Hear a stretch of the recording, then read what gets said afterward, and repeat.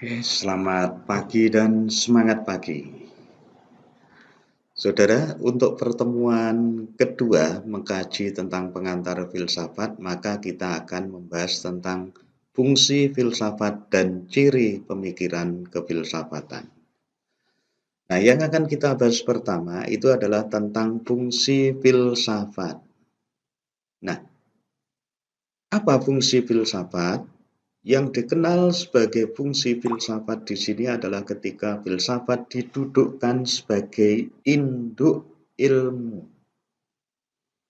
Nah, bagaimana filsafat bisa didudukkan sebagai atau diberi kedudukan sebagai induk ilmu?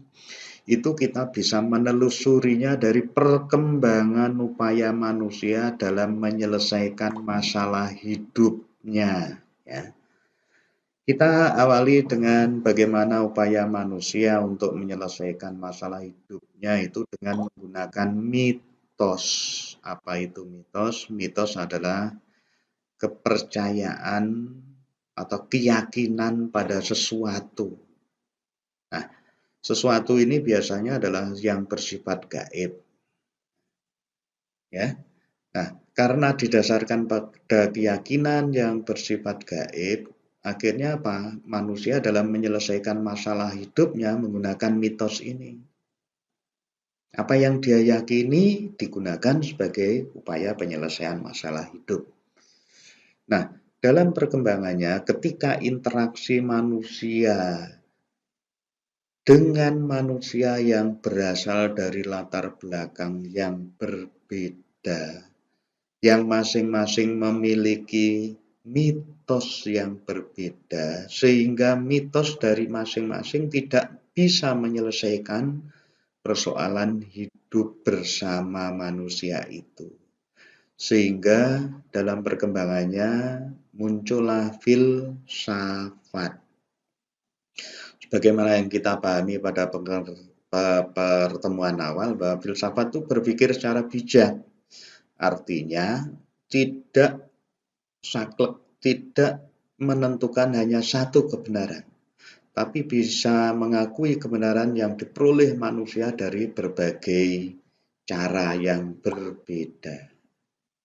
Nah, dalam perkembangannya pula bahwa ternyata filsafat dianggap tidak mampu menjawab masalah. Mengapa? Karena perkembangan tingkat kehidupan manusia yang juga semakin kompleks. Sehingga untuk menjawab masalah hidup itu diperlukan yang lebih teknis, lebih khusus. Karena filsafat dianggap masih bersifat umum. Sehingga muncullah ilmu. Ilmu pun mengalami perkembangan, ya. Mengapa? Karena masalah atau tantangan hidup yang dihadapi manusia juga berkembang. Sehingga akhirnya memunculkan cabang dan ranting ilmu.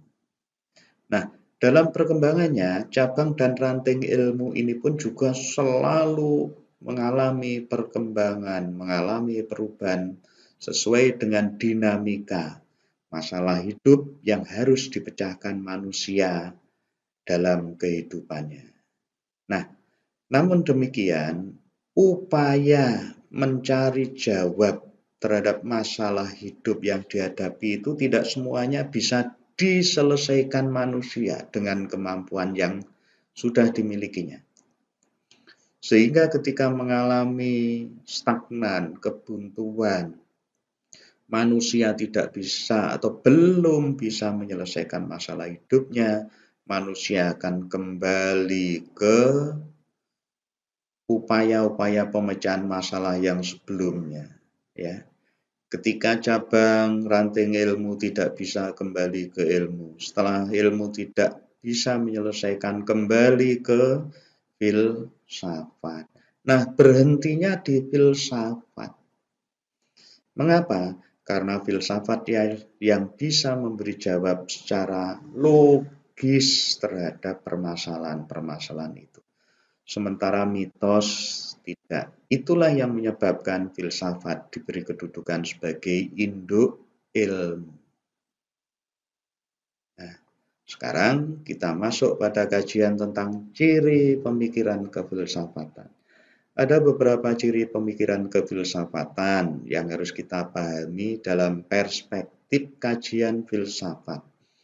Yang pertama adalah deskriptif, yaitu uraian terperinci tentang aspek sesuatu dan memberikan keterangan bagaimana hal itu bekerja.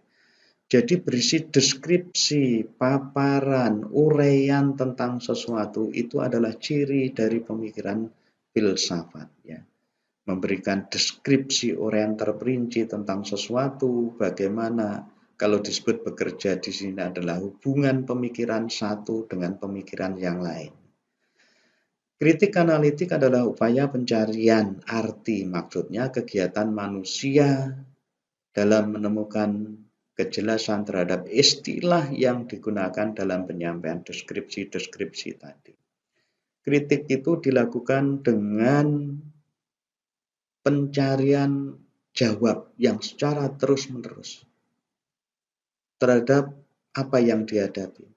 Dilakukan secara analitik, membagi sesuatu menjadi bagian-bagian yang lebih kecil untuk bisa dipahami secara lebih mendalam. Evaluatif normatif bahwa kegiatan penilaian itu didasarkan pada kemampuan jiwa, ya, kemampuan jiwa, bukan menggunakan ukuran metrik seperti meter, kilo, gram, dan sebagainya, tapi adalah dasarnya kemampuan jiwa, kemampuan cipta manusia, kemampuan rasa manusia.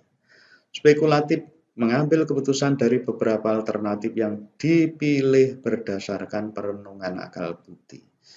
Maksudnya spekulatif di sini berbeda dengan pemikiran sebagaimana orang yang mengadu peruntungan seperti undian yang hanya hasilnya dapat atau tidak dapat. Tapi dalam berpikir filsafat di sini bahwa setiap pilihan itu ada isinya tetapi didasarkan pada reasoning yang berbeda-beda. Sistematik berpikir sistem artinya bahwa dalam pemikiran itu melibatkan unsur-unsur dengan susunan yang jelas sehingga bagian yang satu akan selalu terkait atau terhubung dengan bagian yang lain.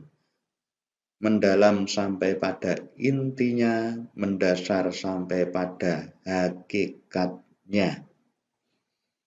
Nah, apa bedanya inti dan hakikat? Bahwa jika mendalam itu sampai pada intinya itu adalah maksudnya adalah pemikiran yang terdalam yang bisa dicapai.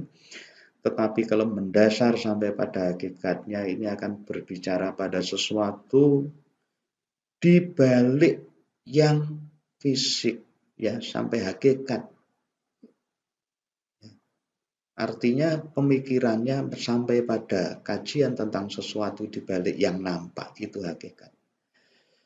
Menyeluruh artinya tidak memandang dari sudut pandang tertentu.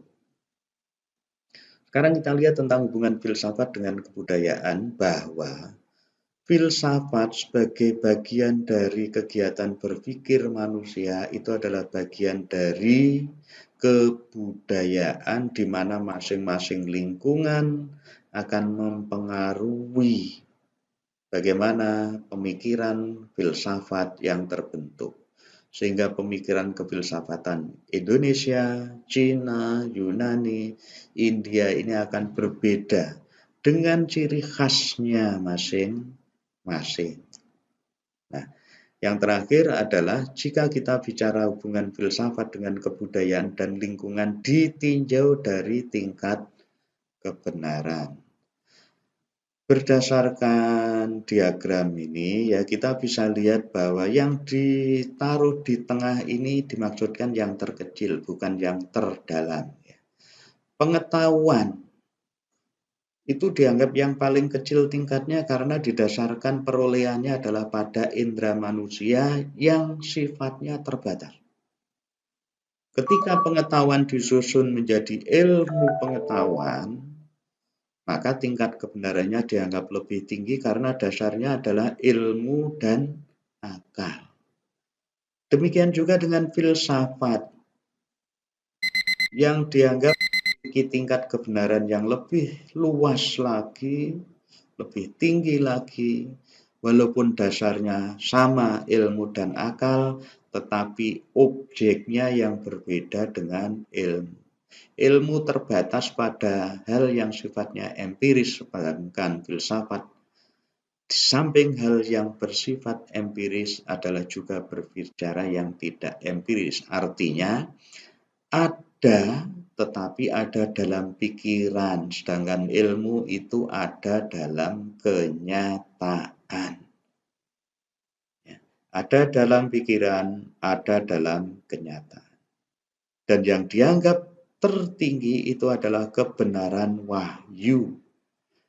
Kebenaran wahyu dianggap tertinggi karena didasarkan pada kebenaran ajaran masing-masing agama yang berbeda. Dan ini sifatnya adalah dianggap paling tertinggi sesuai dengan keyakinan masing-masing pemeluk agama.